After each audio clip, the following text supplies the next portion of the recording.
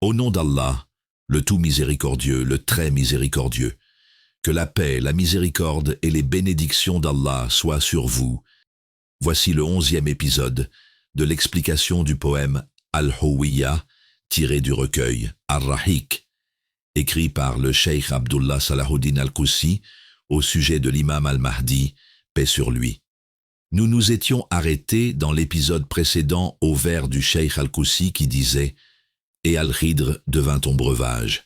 Alors tu t'égaras et tu crias, brisé, « Ô Allah, qui suis-je » Tu devins un triangle apparu. Ces vers, mes frères en Allah, je vous les ai expliqués dans l'épisode précédent, dont je laisserai le lien dans la description pour ceux qui souhaitent le regarder. Ensuite, le cheikh Al-Qussi continue son poème et dit « Ô Allah, qui suis-je » Tu devins un triangle apparu.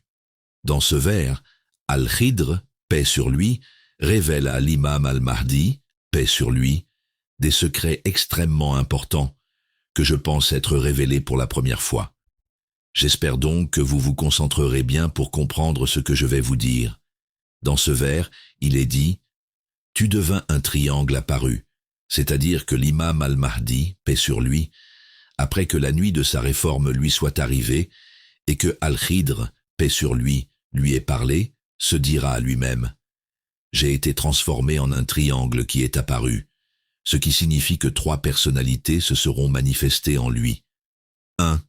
La première personnalité est celle du Wali Khatm, le Saint Sceau, qui est sa véritable identité intérieure, enfouie en lui, et qui apparaîtra après la nuit de sa réforme, comme nous l'avons mentionné dans des vidéos précédentes. 2. La deuxième personnalité est composée des caractéristiques particulières miniatures que Dieu Tout-Puissant offrira à l'imam Al-Mahdi, paix sur lui, qui se manifesteront également en lui. 3. La troisième personnalité est celle de Al-Khidr, paix sur lui, comme il lui a dit dans les vers précédents, qu'il deviendra comme lui dans son corps, et que Dieu lui enseignera une science de son propre savoir, comme il l'a fait pour Al-Khidr. C'est cela le triangle qui apparaîtra chez l'imam Al-Mahdi, paix sur lui, après la nuit de sa réforme.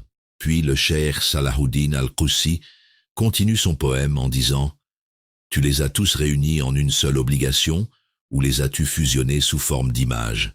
C'est-à-dire que l'imam Al-Mahdi, paix sur lui, en rassemblant ces 3 personnalités en lui, celle du Wali Khatm, les attributs prophétiques miniatures offerts par Allah, et la personnalité d'Al-Khidr dans son corps et son savoir, il devient un être dans lequel se sont réunis les qualités et les caractères de tous les prophètes et messagers. En effet, les attributs miniatures du prophète Mohammed, paix et bénédiction sur lui et sa famille, sont eux-mêmes un regroupement des qualités de tous les prophètes et messagers. Ainsi, l'imam Al-Mahdi, paix sur lui, devient comme s'il avait goûté à leur nature et les incarne par ses comportements, ses qualités et ses actions. Tu verras ainsi en lui l'image vivante des prophètes et des messagers, par ses actes et sa moralité. Il incarne toutes leurs qualités et celles des pieux amis d'Allah, Awliya. Puis le cheikh Al-Qussi continue son poème en disant « Alors on dit un carré, et ses côtés se révélèrent. Comment vois-tu ? Nous t'avons ajouté l'Esprit de Dieu qui descend sur vous à l'aube. » Ici, Al-Khidr, paix sur lui, annonce à l'imam Al-Mahdi, paix sur lui, que ce triangle deviendra un carré, car Dieu lui ajoutera également un esprit venant de lui, qui descendra sur lui à l'aube. Cela pourrait signifier que la nuit de sa réforme aura lieu à l'aube, ou que l'Esprit de Dieu descendra sur lui chaque nuit à l'aube, et Allah est le plus savant. Ce sera pour lui enseigner des connaissances divines supplémentaires, et Allah est le plus haut et le plus savant. Puis le cheikh Al-Qussi continue « Toi et les 4 côtés, en vous est apparu notre secret. » C'est-à-dire que toi, ô Mahdi, et les 4 côtés ensemble, vous portez en vous la manifestation du calife d'Allah sur terre, celui que toute l'humanité attend, celui qui remplira la terre de justice et d'équité après qu'elle a été remplie d'injustice, et qui fera triompher la religion de Dieu sur toutes les autres. Puis, le cheikh Al-Qussi continue encore. le sceau se fond comme Al-Khidr dans le Mahdi, se répandant, car le Mahdi n'est autre que le sceau. Si tu l'observes sous forme, ils se sont tous unis en une obligation, pleine lune ou croissant. Par vous, le carré a commencé, et par vous, notre Seigneur conclura l'affaire, et depuis le début, ou jusqu'à la fin, tu es la base de ce qui s'est manifesté, et la vérité absolue, c'est que tu es de lui, une goutte tombée d'une source, tu es comme le centre du miroir, ou même son petit miroir, et c'est vous que ce verset désigne, et certains d'entre eux ont su la vérité. Le sceau fond comme Al-Khidr dans le Mahdi, se répandant, car le Mahdi n'est autre que le sceau, si tu le remarques sous forme. Pour bien comprendre ces deux vers, nous devons d'abord connaître ce qu'est le sceau et sa signification. Le sceau, ou khatem, est ce par quoi une chose est scellée et complétée. Lorsque Dieu, exalté soit-il, nous dit que le prophète Mohammed, paix et bénédiction sur lui et sa famille, est le sceau des prophètes, cela signifie que la prophétie a été complétée et scellée par lui, et que le prophète, paix sur lui, possède la connaissance de tout ce que contient la mission prophétique, ainsi que les sciences divines intérieures que détenaient les prophètes et messagers avant lui. Et même plus encore, étant le dernier d'entre eux, il a reçu un supplément dans les sciences divines et les révélations célestes. C'est pourquoi la religion a été parachevée par la mission de Mohammed, paix sur lui. Avant lui, la religion n'avait pas encore atteint sa complétude. Voilà donc ce qu'est la notion de sceau. Le cheikh Al-Koussi dit « Le sceau fond comme Al-Khidr dans le Mahdi se répandant », c'est-à-dire que le sceau, qui englobe toutes les sciences divines et la révélation, va se fondre dans l'imam Al-Mahdi et se diffuser en lui, dans son cœur, son âme, son esprit et même son corps, comme Al-Khidr, paix sur lui, également en qui ce sceau se fond. Puis le cheikh poursuit, car le Mahdi n'est autre que le sceau, si tu le remarques sous forme. C'est-à-dire que lorsque la nuit de sa réforme arrive, et que la personnalité du Wali Khatm, Saint Sceau, apparaît en lui, tu remarqueras dans le Mahdi, paix sur lui, toutes les figures des saints d'Allah qui l'ont précédé, dans leurs traits, leur caractère et leurs actions. De la même manière que si tu avais été vivant à l'époque du prophète Mohammed, paix sur lui, tu aurais trouvé en lui les images réunies de tous les prophètes et messagers qui l'ont précédé.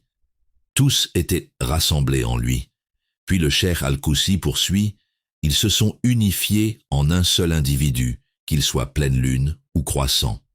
Cela signifie que l'imam Al-Mahdi, paix sur lui, descendant du prophète, paix sur lui, recevra de Dieu cet immense honneur, qu'il lui accorde les particularités miniatures du prophète Mohammed, paix sur lui, dans lesquelles se sont rassemblés les traits, caractères et actions de tous les prophètes, messagers et saints d'Allah.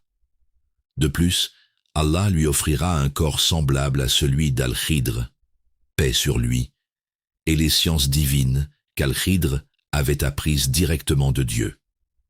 Ainsi, toutes ces qualités, qu'elles soient comme la pleine lune ou le croissant, se réuniront en un seul homme à la fin des temps. Et c'est lui par qui Allah achèvera l'ordre, et si Dieu le veut, la conclusion sera parfumée comme du musc. Et cet individu est le descendant du prophète Mohammed, paix sur lui, l'élève du prophète, l'imam Al-Mahdi, paix sur lui. Puis le cheikh Salahuddin Al-Koussi poursuit son poème. Par vous, le carré a commencé, puis notre Seigneur conclura l'ordre. Et depuis le début ou dans la fin, tu es la base de ce qui s'est manifesté, et en vérité, tu es de lui, une pluie jaillit en gouttes. Tu es comme le centre du miroir, ou bien son miroir secondaire, et c'est votre aïeul qui vous atteste, et certains d'entre eux l'ont su en vérité. Par vous, le carré a commencé, puis notre Seigneur conclura l'ordre. C'est-à-dire que ce carré aux quatre côtés est, en vérité, le début de l'ordre, et c'est également par ce même carré qu'Allah, exalté soit-il, achèvera l'ordre à la fin des temps. Ce carré, comme nous l'avons dit, et comme l'a mentionné le Cheikh Al-Koussi dans les vers précédents, représente le Wali Khatm, le Saint Sceau, ainsi que les particularités miniatures du prophète Mohammed, paix et salut sur lui et sa famille, que Dieu accordera à ce Wali. Il aura aussi un corps semblable à celui d'Al-Khidr, paix sur lui, et la science divine cachée qu'Allah avait enseignée à Al-Khidr, et en plus de cela, Allah lui insufflera un esprit venant de lui qui lui parviendra à l'aube. Cela constitue le carré par lequel l'ordre a commencé et par lequel Allah le conclura à la fin des temps. C'est pourquoi le cheikh dit « Ils se sont unifiés en un seul individu, qu'il soit pleine lune ou croissant ». L'imam al-Mahdi, paix sur lui, cet individu unique que Dieu enverra à la fin des temps, verra en lui rassembler tous les caractères, les qualités et les actions des prophètes, des messagers et des saints d'Allah, et ce, après sa nuit de réforme, lorsque la personnalité du Saint Sceau apparaîtra en lui. Les particularités du prophète Mohammed, paix sur lui, apparaîtront aussi en lui. Ces particularités incluent les traits et les qualités de tous les prophètes antérieurs. Son corps ressemblera à celui d'Al-Khidr, et il possédera aussi les connaissances religieuses qu'Al-Khidr détenait. Mais ce n'est pas tout. Allah le renforcera avec un esprit venant de lui, qui viendra à lui à l'aube, et lui enseignera des sciences divines venues directement de Dieu. Puis, le cheikh Al-Koussi poursuit en disant « Et depuis le début, ou dans la fin, tu es la base de ce qui s'est manifesté. » Ici, il parle de l'imam al-Mahdi, paix sur lui, qui a été évoqué depuis le début et dont la prophétie et la promesse de venue ont été transmises par tous les prophètes, les messagers et les saints dans chaque époque.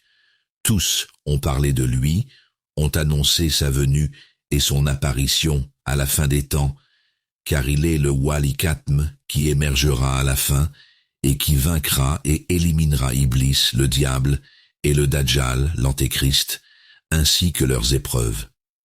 C'est pourquoi le cheikh dit « Tu es la base de ce qui s'est manifesté ».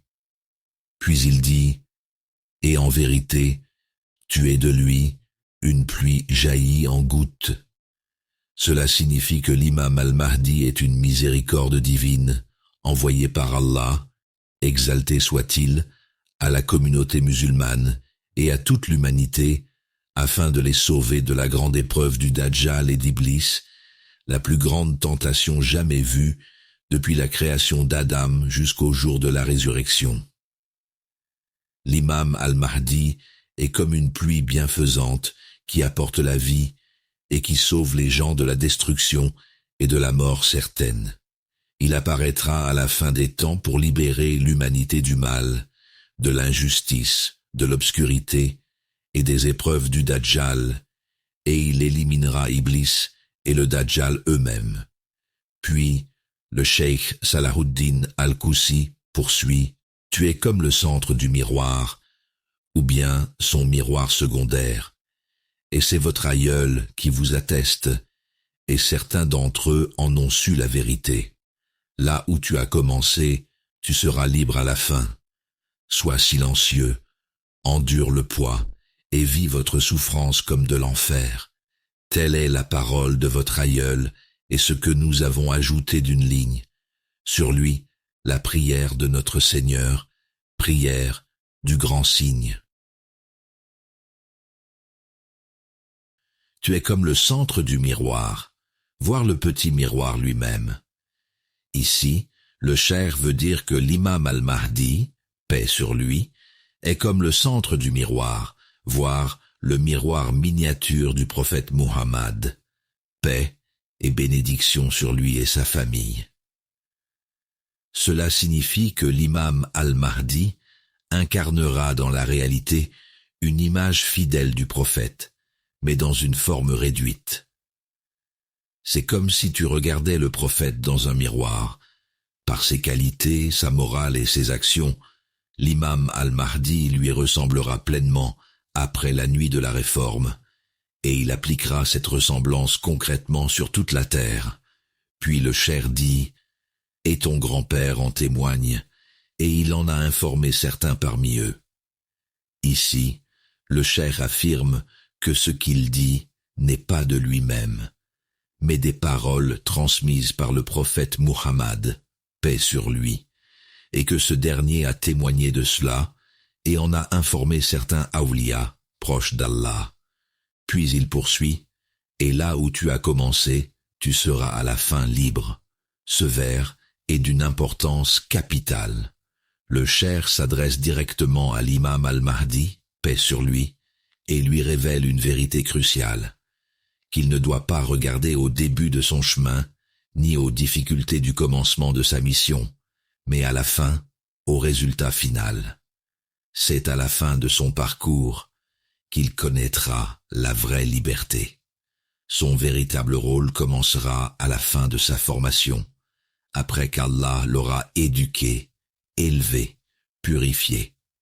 C'est cette période appelée période d'attirance, jadba, qui constitue la véritable naissance de son rôle.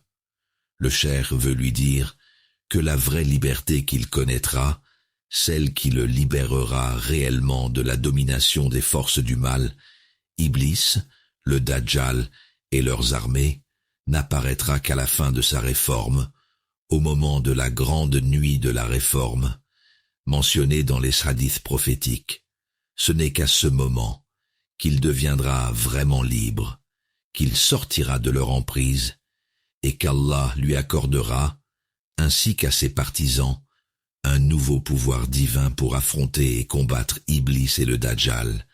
Alors commencera sa grande mission, sauver la terre et les êtres humains de ces deux maudits qui veulent entraîner toute l'humanité en enfer et provoquer la colère d'Allah contre ceux qui les auront suivis. Et je ne vous cache pas la vérité, mes frères en Allah. Ce que nous voyons aujourd'hui n'est autre qu'un plan démoniaque de la part d'Iblis et du Dajjal qui cherchent à déclencher au plus vite la troisième guerre mondiale, ce qu'ils ont déjà commencé. Comme l'a dit l'imam Ali, paix sur lui, deux lances auront entre elles une guerre longue qui frappera les pays de l'Occident, l'Europe. Ensuite, ils chercheront à allumer la guerre au Moyen-Orient, en particulier en Syrie et au Levant, sous la direction d'Iblis et du Dajjal. Leur objectif est de tuer le plus grand nombre possible d'êtres humains, sans distinction. S'ils veulent le faire vite, c'est parce qu'ils ont des informations et prophéties claires, annonçant que la sortie de l'imam al-Mahdi est imminente, et ils le savent très bien. C'est pourquoi ils accélèrent au maximum le déclenchement de la guerre mondiale et l'exécution de leur plan infernal, pour tuer le plus de monde possible, avant que les gens ne découvrent la vérité sur l'imam al-Mahdi et la vérité sur leur propre complot. Ainsi, ils espèrent que la majorité des gens périront et iront en enfer sans jamais avoir connu la vérité. Mais nous leur répondrons avec les plus belles paroles, celles d'Allah. Ils complotent et Allah complote, et Allah est le meilleur des comploteurs. Et si Allah le veut, leurs plans sataniques se retourneront contre eux, et ce sera une victoire pour les croyants sur toute la terre, sous la direction de l'imam al-Mahdi, paix sur lui. Le cheikh poursuit son poème et dit « Sois silencieux et supporte le fardeau, vive aux états tel un faucon. » Ici le cheikh al-Koussi s'adresse à l'imam al-Mahdi, paix sur lui. Il lui dit « Ô Mahdi, durant cette longue période de réforme que tu vivras, et qui précède la grande nuit de ta réforme, celle mentionnée dans les hadiths du prophète, que la paix et les bénédictions soient sur lui et sa famille, durant laquelle tu prendras conscience de ta mission et où Dieu rectifiera tous tes états. Durant cette période, tu n'as d'autre choix que le silence et la patience face à toutes les charges et épreuves qui s'abattront sur toi. Tu dois les supporter dans le silence, avec une grande patience, et cette patience elle-même doit être empreinte de louange, de gratitude et de glorification de Dieu, pour que tu vives vos états tel un faucon. Dans ce vers, le cheikh Al-Koussi décrit aussi l'imam Al-Mahdi comme un véritable faucon libre. Ne pas oublier que le cheikh Muhyiddin ibn Arabi a également décrit le Mahdi comme étant un faucon shahin, espèce de faucon noble. Le cheikh Al-Koussi semble dire ici « vis comme un faucon shahin libre », car c'est une qualité véritable du Mahdi, reconnue par les pieux amis d'Allah. Le faucon shahin est courageux, jaloux, noble, affectueux envers sa famille, capable de combattre des adversaires plus grands que lui, jaloux de ses petits et très protecteur de sa progéniture. Il n'aime pas être trahi ni trompé, il est extrêmement digne. Il ne mange que de la viande fraîchement tuée, refusant les charognes. Il est généreux, laissant les restes de ses proies aux autres oiseaux comme les corbeaux et les vautours. Et surtout, il est solitaire, vivant loin des rassemblements, sauf pendant la période de reproduction. Il est aussi profondément attaché à son territoire qu'il ne quitte jamais. Ce sont là les caractéristiques du faucon shahin libre, et ce sont celles que les saints de Dieu ont attribuées au Mahdi, paix sur lui, dans leurs écrits et poèmes. Puis le cheikh dit « Et ceci est la parole de ton aïeul, et nous n'avons ajouté qu'un vers. » Ici, le cheikh veut dire que tout ce qu'il écrit sur le Mahdi ne vient pas de lui, mais ce sont les paroles de son aïeul, le prophète Muhammad, paix et bénédiction sur lui et sa famille, et qu'il n'a fait qu'exprimer fidèlement ses vérités dans ses poèmes. Il dit ensuite « Que les prières de notre Seigneur soient sur vous, ô verset suprême, ô messager d'Allah, que la paix soit sur toi, ô mon maître. » Puis il poursuit « Et auparavant combien de cheikhs ont élevé votre esprit. » Cela signifie que dans les temps anciens, avant le cheikh Al-Koussi, beaucoup de cheikhs ont honoré l'imam Al-Mahdi et ont parlé de son rang élevé auprès d'Allah. Puis il dit « Et quand les voiles furent levés, j'ai vu avec acuité. » C'est-à-dire que lorsque Dieu lui a levé le voile, il a vu la vérité de ses propres yeux.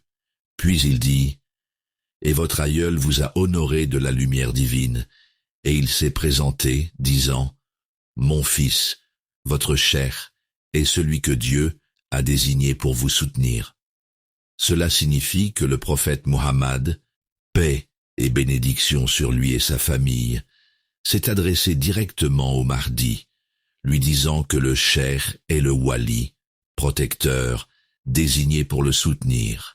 Il dit ensuite « Et auparavant, il y avait des messagers de ma part, ils étaient mes ambassadeurs. » C'est-à-dire que ceux qui sont venus avant moi étaient des envoyés du prophète vers toi, ô Mahdi, pour te guider, te soutenir et t'accompagner dans ta réforme sur ordre d'Allah. Ainsi, selon les paroles du cheikh Salah Eddin Al-Koussi, on comprend un point très important. Tous les amis pieux d'Allah qui ont écrit sur l'imam Al-Mahdi, que ce soit en prose ou en poésie, n'étaient en réalité que des messagers et ambassadeurs du prophète, paix sur lui, vers le Mahdi, afin de lui transmettre ces messages que Dieu a ordonné à son messager de lui transmettre. Puis il dit « Sache que je suis le seul à t'avoir choisi, faible était la marchandise. Mais toute faveur ne vient que de Dieu, qui l'a répandue sur toi. Entre moi et toi, il n'y a pas de créature. Aucun autre cheikh que moi ne pourra changer ton état. Quoi qu'on dise, n'écoute que moi, et tiens bon dans la patience. Sache que c'est moi seul qui t'ai choisi, une marchandise méprisée. Ici, le prophète Mohammed, que la paix et les bénédictions d'Allah soient sur lui et sa famille, affirme à l'imam al-Mahdi, paix sur lui, qu'Allah, exalté soit-il, l'a élu et choisi pour être le reflet miniature du prophète Mohammed, un homme à qui Allah accordera des traits, des qualités et des actions semblables à celles du messager d'Allah, après la nuit de sa réforme. Le cheikh Al-Koussi semble ici vouloir dire, et Allah est le plus savant, qu'Allah a demandé à son prophète Mohammed, que la paix soit sur lui, de choisir un homme parmi sa communauté pour accomplir cette grande mission et recevoir ce noble honneur. Ainsi, le prophète aurait choisi l'imam al-Mahdi par ordre divin, et encore une fois, Allah est le plus savant. Cela se reflète aussi dans le vers suivant. Il n'y a de faveur que celle d'Allah qui s'est manifestée pour toi. Autrement dit, toute grâce, tout mérite accordé à l'imam al-Mahdi vient exclusivement d'Allah. C'est lui qui l'a élu, instruit, éduqué, formé et préparé pour être digne de cette mission exceptionnelle à la fin des temps. Le cheikh poursuit ensuite, « Ce qui est entre toi et moi, aucune créature ne le connaît. » Cela signifie que le seul à qui Allah a fait connaître la vérité sur l'imam al-Mahdi, paix sur lui, est le prophète Muhammad, que la paix soit sur lui.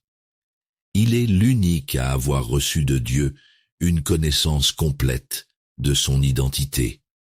Dieu a gardé cette connaissance secrète pour tous les autres. Ainsi, Al-Koussi veut dire que le seul cheikh de l'imam al-Mahdi est le prophète Mohammed, paix et salut sur lui, par ordre d'Allah, comme il l'affirme dans le vers suivant. Aucun autre cheikh que moi ne transformera votre état. Ce vers confirme que le prophète est le seul maître spirituel de l'imam al-Mahdi, chargé de le former, l'éduquer, le soutenir dans les épreuves et l'accompagner dans sa mission, par ordre d'Allah. Il convient ici de rappeler les paroles du cheikh Muhyiddin ibn Arabi qui disait « Le secret du sceau ne cesse d'échapper à tout connaissant. Lorsqu'il s'en approche, il ne fait qu'en tourner autour. » Ibn Arabi affirme ainsi que le wali sceau, c'est-à-dire l'imam al-Mahdi, est un secret dissimulé par Allah à toute la création, même aux plus grands connaisseurs parmi les saints d'Allah. Il dit que ceux qui cherchent à connaître ce secret, même s'ils ont des révélations, des visions ou des inspirations, ne font que tourner autour du secret sans jamais le saisir entièrement. Cela confirme que le seul à connaître pleinement ce secret est le prophète Muhammad, paix sur lui. C'est lui qui a vu le Mahdi en personne, sur ordre d'Allah, et c'est lui qui le connaît dans son essence, sa mission et ses caractéristiques. C'est pourquoi Cheikh Al-Koussi dit que le Mahdi sera, après sa réforme, un reflet miniature du prophète dans ses traits, ses qualités et ses actions, et comme le dit le prophète dans les hadiths, son califat sera sur la voie prophétique, il remplira la terre de justice et d'équité, comme elle aura été remplie d'injustice et d'oppression. Cela parce qu'il gouvernera comme le prophète gouvernait, sans s'en écarter d'un iota. Puis, Cheikh Al-Koussi conclut cette partie avec les vers suivants. « Et quoi qu'on dise, n'écoute que moi, et tiens bon avec patience, aucun mal ne t'atteindra, et tu verras avec nous la facilité. Quand tu seras devenu fort, je t'offrirai une grande robe d'honneur. Vous êtes notre ombre sur terre, comme une oasis verdoyante, avance, conquiert, et arrose votre semence avec pureté. » Ces vers, mes frères en Allah, seront expliqués dans le prochain épisode, si Allah le veut. Mes salutations à vous tous. Qu'Allah vous bénisse. Soyez en sécurité sous la protection divine, et que la paix, la miséricorde et les bénédictions d'Allah soient sur vous.